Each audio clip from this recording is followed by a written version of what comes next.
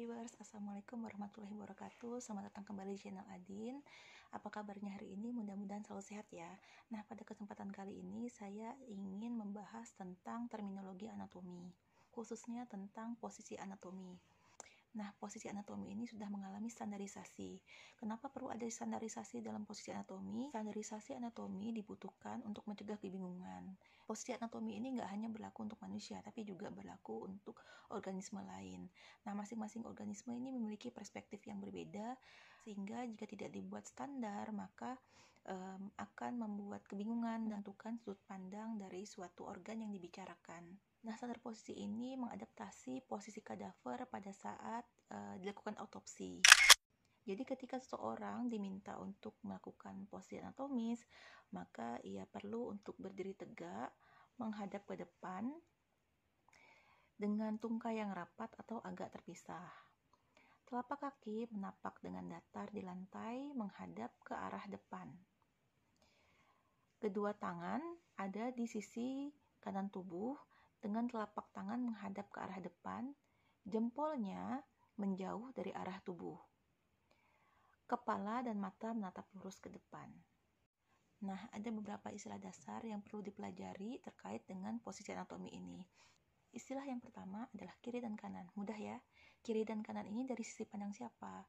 Dari sudut pandang kita sebagai pemeriksa atau sudut pandang orang yang kita periksa. Nah, bukan dari sisi kita ya, tapi dari sisi orang yang kita periksa. Jadi kirinya kita itu kanannya dia, karena kita biasa memeriksa dalam kondisi berhadapan. Tadi kiri dan kanan. Kemudian istilah selanjutnya adalah kranial dan kaudal. Kranial merujuk pada fitur-fitur yang lebih dekat dengan arah kepala, sedangkan kaudal itu merujuk fitur-fitur yang lebih dekat dengan arah kaki. Sekali lagi, kranial itu adalah fitur-fitur yang lebih dekat ke arah kepala, sedangkan kaudal adalah fitur-fitur yang lebih dekat ke arah kaki. Lalu istilah selanjutnya itu anterior dan posterior. Anterior itu merujuk fitur-fitur yang berada di arah depan, dan posterior itu yang berada di arah belakang. Istilah anterior kadang juga disebut dengan istilah ventral, dan istilah posterior juga disebut dengan istilah dorsal. Jadi, pada saat kita ingin menggambarkan posisi jantung ada di belakang sternum, sternum itu yang ada di tengah iga itu. Jadi kalau ingin menggambarkan jantung berada di belakang sternum, maka kita menyebutnya jantung posterior dari sternum. Atau sebaliknya, kita ingin mengatakan bahwa sternum ada di depan jantung, maka kita menyebutnya sternum anterior dari jantung. Oke? Istilah selanjutnya adalah proksimal dan distal. Istilah proksimal ini menggambarkan untuk fitur-fitur yang lebih dekat ke arah torso atau aksial. Aksial itu kalau dalam gambar ini adalah area yang berwarna hijau. Kemudian untuk istilah distal ini menggambarkan fitur-fitur yang lebih dekat ke arah jari-jari. Yang harus diperhatikan adalah kedua istilah ini digunakan untuk area yang sama. Jadi ke sini ini proksimal dan ini distal. Ke sini proksimal, ini distal. Ini makin dekat ke arah torso, yang ini makin dekat ke arah jari-jari.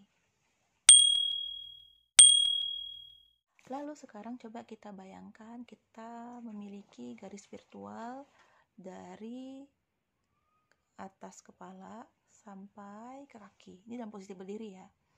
Nah, area tengah ini disebut dengan medial. Sedangkan ke arah menjauh dari garis tengah disebut dengan lateral. Nah, gambar berikut ini merupakan rangkuman dari pembahasan sebelumnya ya. Nah, jika kita ingin menjelaskan bagian dalam tubuh atau bagian internalnya, maka kita perlu membagi tubuh dengan irisan-irisan. Irisan pertama disebut dengan irisan frontal, yaitu membagi tubuh menjadi bagian posterior dan anterior, sedangkan potongan yang kedua disebut transversal. Ini membagi tubuh menjadi potongan superior dan inferior, dan potongan sagittal yaitu membagi tubuh menjadi kanan dan kiri. Apabila tepat berada di tengah, maka disebut dengan mid sagittal, sedangkan jika sedikit lewat dari tengah disebut dengan parasagittal. Salah satu penggunaan potongan tadi itu terlihat dari gambar otak ini ya. Hasil potongan masing-masing itu akan menghasilkan gambar yang berbeda. Salah satunya yang tampak pada gambar mid sagittal. Apabila kita ingin melihat bagian pons di otak, maka bagian itu hanya dapat dilihat dari potongan sagittal, tidak bisa dari potongan lainnya. Sedangkan istilah deep menggambarkan wilayah yang semakin jauh dari permukaan tubuh. Sebaliknya, istilah superficial menggambarkan wilayah yang semakin dekat dengan permukaan tubuh. Misalnya kita mengatakan sternum tempatnya superficial dari paru. Nah, sampai di sini dulu video kali ini. Mudah-mudahan bermanfaat. Sampai jumpa di video saya selanjutnya. Assalamualaikum warahmatullahi wabarakatuh.